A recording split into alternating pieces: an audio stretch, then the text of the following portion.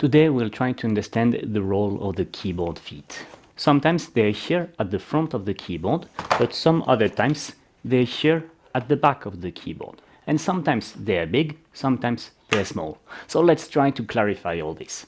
Welcome, I'm Olivier Girard, ergonomist, posture therapist, author of the posture manual and creator of 3 online posture programs. Actually, sometimes the keyboard feet are not even provided. So what's the origin of these things? Well, there's a historical origin and an ergonomic origin. The historical origin is, the manual typewriters. If you remember those, they had a very steep angle for the keys. But, at that time, the idea was not the productivity. The idea was to slow you down, because if you would go too fast, the branches of the typewriter would collide against each other and block the mechanism.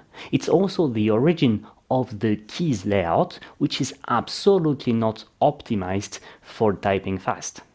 So when we transition from the typewriters to the computers, a number of people who had learned how to type with their wrists like this had to have something which was allowing them to keep the same posture. Now this argument is mainly gone because these people are for the greatest part retired or about to retire. The general rule when you type is that you want the wrist to be straight. Why? Because if it's not straight like this, it increases the tension here in the wrist extensors, which causes tennis elbow, and it also increases the pressure in the carpal tunnel. So you want the wrist not to be like this, and being like this would not be better, especially in terms of carpal tunnel. So you want that line to be, well, a line. Hence, you see that when my desk is adjusted at the right height, I don't need anything to keep my wrist straight, I just need to stay above the surface of the desk and everything is fine. What will happen if I deploy the feet? Well, I will have this small extension in the wrist here. So why do we still have that? Well, for people who cannot touch type. Because people who cannot touch type need to have a good look on the keys, and you will see the keys better if the keyboard is tilted than if the keyboard is flat. So this is why you have legs at the back of the keyboard. If you can touch type, you don't need to use them. Now, why do some keyboards, here like the Logitech curved keyboard, have them at the front of the keyboard?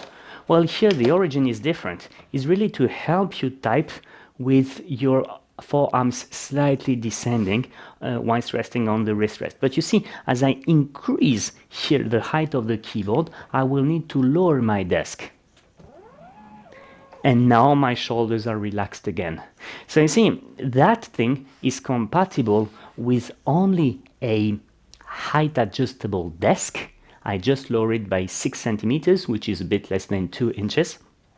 And now, well, the keys are obviously not very visible because the keyboard is tilted like this, but I'm rather comfortable in terms of forearm position.